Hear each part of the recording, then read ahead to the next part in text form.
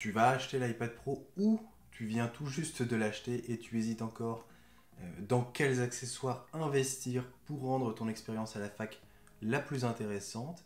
On va voir aujourd'hui pourquoi est-ce que selon moi, le premier accessoire dans lequel vous devriez investir, c'est l'Apple Pen. Salut à toutes et à tous, c'est Romain. Pour ceux qui sont nouveaux sur la chaîne, je suis jeune diplômé d'un master 2 en droit et depuis très peu juriste en cabinet d'avocat. Et sur cette chaîne, on parle de tout ce qui va pouvoir en fait améliorer votre expérience à l'université. Que ce soit des méthodes de travail, des méthodes d'organisation de vos révisions ou encore de la tech qui va pouvoir améliorer votre expérience.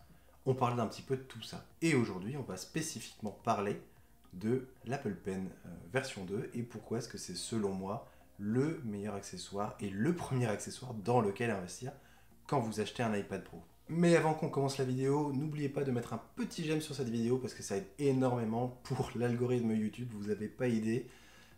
Et ça fait super plaisir aussi de voir que le travail qu'on fournit, il est apprécié, puisque c'est des heures et des heures pour avoir l'idée de la vidéo, pour écrire le script, pour la tourner, pour la monter, pour la publier, pour répondre aux commentaires. Donc si vous pouviez juste laisser un petit j'aime et vous abonner, ça ferait super plaisir. La présentation va se faire en deux parties assez habituellement. Premièrement, on va présenter le produit qu'est l'Apple Pen. Et enfin, on va voir pour quelles raisons est-ce que je pense que c'est l'accessoire le plus utile pour l'iPad Pro. Alors une petite présentation rapide donc du produit. Aujourd'hui, on va parler de l'Apple Pen version 2, donc c'est celui qui est sorti en 2018, en même temps que cet iPad Pro au design si particulier et si reconnaissable. Et cet Apple Pen V2 se distingue de son prédécesseur, donc l'Apple Pen version 1, notamment par la façon dont il va se recharger. La version 1 était munie d'un petit capuchon à l'arrière qui, lorsque vous l'enleviez, en fait, révélait une prise Lightning. Et du coup, vous deviez brancher votre Apple Pen de cette façon dans votre produit, ce qui était évidemment un super design, hein, pas du tout aucune raison de le voir que ça va se casser rapidement. Et ils ont remédié à ce problème avec la version 2, puisque en fait maintenant il vient juste tout simplement se coller sur le bord de votre machine, donc sur le bord de votre iPad Pro, et de façon aimantée, il vient charger par induction. Pour ceux qui seraient inquiets sur la force de ces aimants, il n'y a pas trop de problème lorsque vous faites des mouvements brusques comme ça. C'est vrai que c'était très brusque. Mais par contre, c'est vrai que lorsque vous le mettez dans votre sac, lorsque vous mettez votre iPad Pro dans votre sac, c'est pas impossible que l'Apple Pen s'envole, entre guillemets, se détache. Donc faire un petit peu attention à ça si vous avez des objets tranchants ou des objets lourds qui pourraient venir abîmer votre Apple Pen. Quant à son prix, c'est un crayon qui est très cher, puisqu'il est à près de 130 € pour ce petit truc. Mais vous avez de la chance, Apple est super sympathique. Il vous offre une gravure gratuite, donc si vous voulez en profiter et inscrire vos initiales dessus, vous pouvez le faire. Maintenant, pourquoi est-ce que ce petit truc blanc à 130 balles est utile selon moi? Alors pour deux raisons. Premièrement, ça paraît évident, mais je pense qu'il faut quand même le dire, c'est pour écrire sur l'iPad Pro. Un stylo qui est pratique pour écrire, j'avais pas encore sorti de dinguerie aussi énorme sur cette chaîne, mais il faut à tout prix en parler. Alors quand je dis écrire, en fait il y a deux choses, mais j'en avais déjà un petit peu parlé dans une vidéo précédente.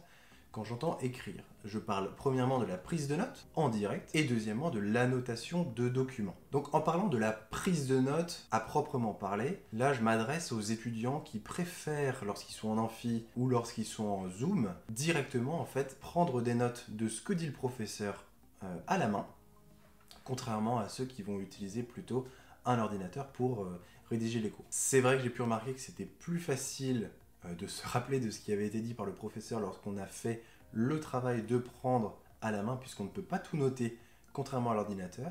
Et quand on ne peut pas tout noter, on est obligé de faire un travail actif pendant le cours, de choisir quelle est l'information qui est intéressante. Et c'est vrai que pour certaines matières, donc c'est pas forcément le cas en droit, mais lorsque vous avez besoin d'écrire des formules, etc., d'écrire des chaînes carboniques ou je ne sais quoi, c'est vrai que c'est plus pratique de le faire à la main que de le faire à l'ordinateur. Maintenant, sur l'annotation de PDF. Alors là, c'est plus orienté pour les personnes qui vont avoir pris leur cours à l'ordinateur et qui l'ont bien mis en forme, qui l'ont transformé en PDF et qui le transfèrent sur leur iPad et qui veulent venir le surligner, l'annoter, rajouter des petits trucs, des petites étoiles, des traits sur le côté des paragraphes pour venir s'en rappeler plus tard, pour voir ce qui est important ou non. Et c'est vrai que pour le coup, si vous ne souhaitez pas imprimer 1500 pages par semestre de cours à surligner qui sont complètement intransportables si vous souhaitez partir en week-end, si vous souhaitez rentrer chez vos parents ou retourner voir votre copine ou votre petit copain. C'est vrai que ça va être beaucoup plus pratique de se trimballer juste avec ce petit truc super fin et un Apple Pen dans lequel vous aurez tous vos cours et bien plus, puisque vous aurez accès à toutes les plateformes en ligne et toutes les ressources digitales qui sont mises en place par la fac. Donc c'est clair que ça, c'est beaucoup plus pratique. Mais ça peut être aussi super pratique pour les personnes qui prennent leurs cours à la main et qui, sur les ressources mises en ligne par la faculté, vont accéder à des manuels qui sont téléchargeables en PDF. Et c'est vrai que c'est super sympa quand même d'avoir le manuel sur ton iPad. Tu trimbales juste ta tablette et de pouvoir venir surligner le manuel que tu aurais emprunté à la BU et que tu n'aurais pas pu surligner.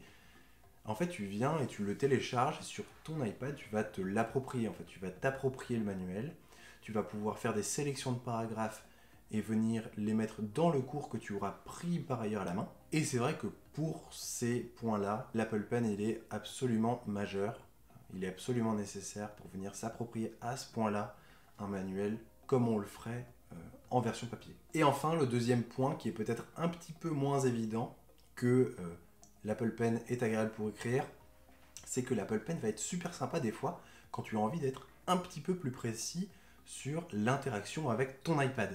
Alors je m'explique. Par exemple, des fois tu seras sur ton iPad et en fait tu vas te retrouver sur la version ordinateur de certains des sites. Et les sites, ils ont été configurés pour que l'utilisateur interagisse avec eux par l'intermédiaire d'une souris. Et donc des fois, il y a des liens qui sont tout petits. Et c'est vrai que si tu essayes de cliquer dessus avec ton doigt, bah, tu vas cliquer sur le lien qui est juste au-dessus ou sur le lien qui est juste en dessous. Et donc ça, c'est pas super pratique. Et c'est à ce moment-là que c'est frustrant, entre guillemets, de ne pas avoir d'outils de précision. Et donc c'est vrai que si tu peux juste te saisir de ton petit Apple Pen qui est posé sur le dessus, et venir cliquer sur le lien qui te plaît, et ben c'est une expérience qui est beaucoup plus agréable. De manière plus subjective, des fois, tu n'as juste pas envie d'utiliser tes doigts pour venir dégueulasser ton écran, tu as juste envie d'interagir avec ce qui est marqué sur ton écran sans utiliser tes doigts. Et c'est exactement dans ces cas-là où, même si tu peux le faire très bien avec les doigts, tu n'as pas envie de le faire, et tu viens utiliser ton Apple Pen pour le faire, c'est des fois beaucoup plus agréable. Et de la même façon, certaines applications, je pense notamment à des applications de montage vidéo que j'utilise beaucoup depuis que j'ai monté cette chaîne YouTube, en fait vont demander beaucoup de précision pour savoir à quel dixième de seconde je vais couper la vidéo pour la reprendre, à quel moment je vais couper le son pour le reprendre. C'est vrai que c'est très important d'être très précis et donc c'est à ces moments-là que tu veux venir jouer vraiment avec ton Apple Pen sur ton écran pour être le plus précis possible. Alors voilà, j'espère que je vous ai convaincu que l'Apple Pen était un accessoire absolument nécessaire pour l'iPad Pro. Dites-moi en commentaire quel est selon vous le meilleur accessoire pour l'iPad Pro, ce que vous pensez de l'Apple Pen, ce que vous pensez de manière générale de la tablette. Et n'oubliez pas de laisser un petit j'aime sur la vidéo, de vous abonner à la chaîne, de laisser un commentaire comme je viens de vous le dire. Et sur ce, on se retrouve dans la prochaine. Allez, salut!